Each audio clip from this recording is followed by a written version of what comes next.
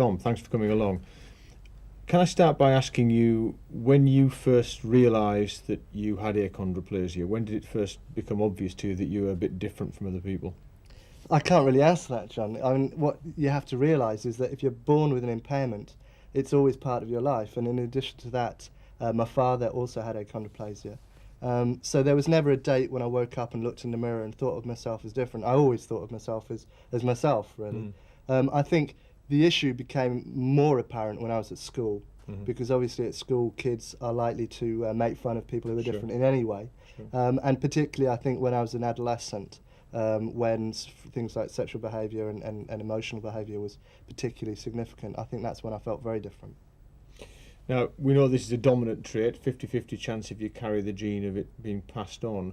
When you came to get married yourself and think about having kids of your own, what were your feelings about that? Were you worried about it, or were you content? I mean, how did you cope with that?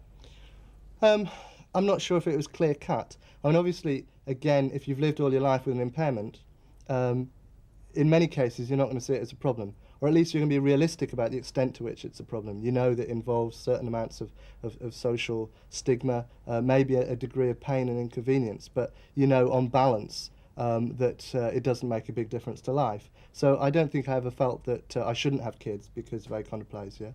I suspect if I was being entirely honest, at the back of my mind, I hope they wouldn't have achondroplasia, because it makes life more complicated and more difficult.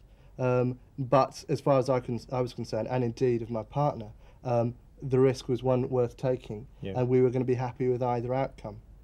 Now, if you happened to marry someone with achondroplasia, of course, you might have had a child who got two bad copies and ended up with a very severe problem and probably would have died at near birth.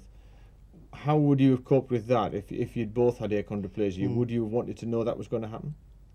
I'm not sure. I think every individual, every couple will have a different strategy for dealing with that. I think that makes it far more complicated. Obviously, not only does it increase the chances of having an affected child, but it increases the chances of having a very unhappy outcome indeed. It may be that in those situations, some form of screening in order to look at the situation, or even pre-implantation diagnosis might be a good thing.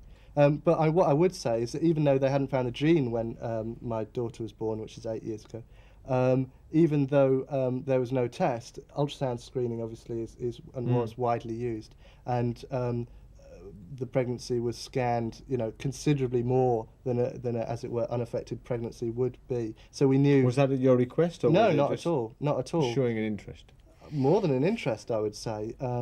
We were obviously knowingly entering into a risk situation. We'd already decided that that wasn't a problem for us and that the pregnancy would go ahead, whatever. And did you feel under any pressure from the obstetricians to sort of, if it was abnormal, you might go for termination? I think so. Despite the fact that obviously I was clearly affected and clearly, in a sense, unaffected by the condition. The fact that they arranged 3 or 4 scans instead of one, the fact that they pointed it out on the screen and said, well, look, and then there was a sort of, as it were, pregnant pause in terms of, right, what are you going to do about it? And we went, fine. And they went, but look, and we went, fine. And then there did seem to be a level of scepticism on their part that we really knew what we were doing, or that we were really happy about it, which seems to me to be extraordinarily arrogant, considering that we were mature adults, and indeed that I personally was obviously familiar with the situation. Do you think that if it hadn't been you, if it had been someone who was less able to defend themselves against professionals, that you might have ended up having a termination of pregnancy? I think we would have faced, the hypothetical people involved would have faced more pressure and may well have gone for termination of pregnancy. And we know, I still think it's less likely for a person who has experienced a condition to actually willingly and wantingly terminate their pregnancy on that basis. If it was an unaffected parent, then I think that the odds have vastly increased. Yes, I mean, and because one of the things is with the earlier scanning now, and people are more able to recognise skeletal faults and so on. I mean, how do you feel about the sort of advance of obstetric scanning? Because as you know, there's no real consent process very often. It's just a routine process, and you get told there's a baby's got achondroplasia. And I think the whole area of scanning, and indeed of fetal testing and monitoring right up to birth, is highly contentious. It isn't consented to. It's not knowingly consented to. I mean, there's been several reports that it may have problems associated with it. Certainly, the level of scanning that Ivy's pregnancy involved, would seem to me to be inappropriate. I think the whole area is very fraught because, after all, what are we doing when we scan in those situations? I think the problem is, because it's an exciting gadget with buttons and lights that go beep, the tendency is to use it all the time. And I would rather that people actually worked out why they were using it, and what the outcomes that they were looking for were. Being more explicit about it, in a sense, not saying don't do it, but do it more knowingly and more honestly. I could argue that you're actually the exception that proves the rule, in the sense that your disability has been purely confined to your skeleton and you've managed to do fine, and because you're very bright and from an intelligent middle-class family with lots of support, you overcame it. But in fact, most people either have more problems, or even those with achondroplasia will be more disabled than you. How would you respond to that? Well, I think you're making two arguments there. One argument you're making is that achondroplasia isn't a particularly serious impairment, and yes, you're right there. But I know that I'd be able to bring you a person with spina bifida, Downs, or any other of the less serious impairments, and they would make fairly similar arguments. I also know that I could bring you a person, even with achondroplasia, who would disagree with me. So there's not a clear-cut view on this.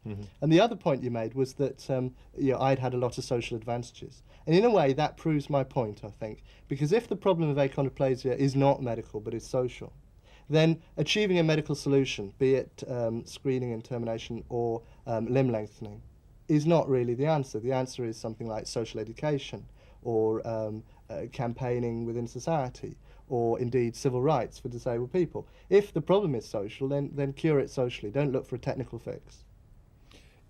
Does it have to be either or? I mean, what if, for example, we could slow down the maturation of the bones? Now we understand a bit more about achondroplasia, and perhaps take tablets that would stop your FGFR3 working quite so fast, so the babies came out a foot taller.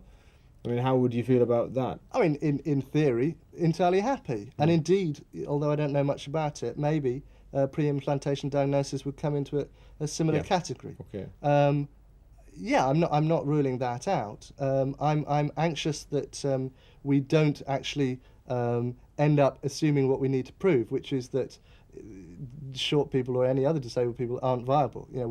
Right. Why do we have to start from the assumption that we are untenable human beings? Why not start with the assumption that we're different and maybe that's acceptable? There is a difference, if you like, between different sorts of medical intervention. For example, limb lengthening, which I think is a barbaric intervention, could be argued for two grounds. One, somebody who had bow legs or different length legs, where it would clearly achieve an actual functional improvement, and the other where somebody just have short legs. Now, I would be far less anxious about, as it were, corrective surgery that actually had a positive outcome than corrective intervention which had merely a cosmetic outcome. And I think the same sorts of arguments may be relevant in terms of genetics. You've got a unique insight, having had a father with achondroplasia and having a daughter with achondroplasia, to look at this over a long period of time.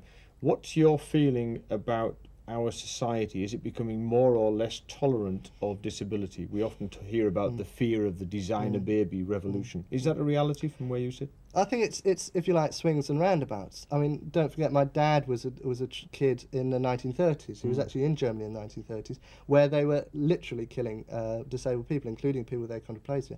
Now, we don't do that anymore, or at least not at a societal level.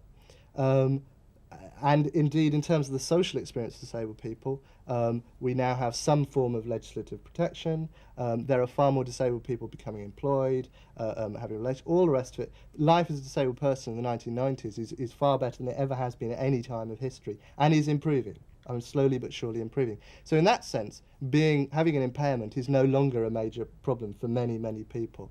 But on the other hand, we now have the medical capacity actually to prevent impairment. So we're at a very interesting crossroads of choice. The choices are wider, the opportunities are wider, and I think that's why it's really important that we think very carefully about what is and what is not a problem in human embodiment and human social life. in one sense, disabled people have a lot to gain now, but they also have a lot to lose. And that's why a wider participative debate is important. And do you think that if we are successful in whatever preventive strategies that we use, do you think if people become rarer, that maybe we'll cherish them more, or do you think being rarer makes it harder to fit into society?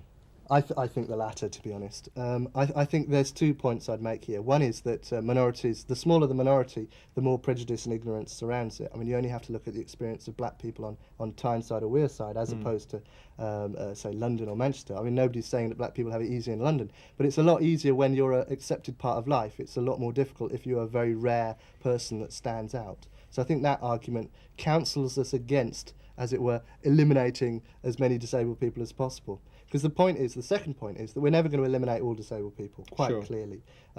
We don't have the resources to screen for achondroplasia, let alone most other things. And more to the point, most disabled people in society are not there because of congenital genetic impairment. They're there because of some accident of life, whether it be paraplegia or indeed a degenerative condition like rheumatoid arthritis or stroke or Parkinsonism or all the rest of it. Now, I know that people think that they may find genetic predispositions to those degenerative impairments, but still I would suggest that the majority of disabled people in any given society are there because of, as it were, lifestyle and degenerative factors rather than genetic factors. So even if we stop disabled children being born, we're still going to have disabled people. I think we're here to stay.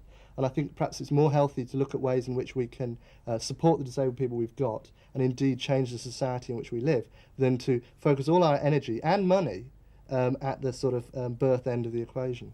Okay, thank you.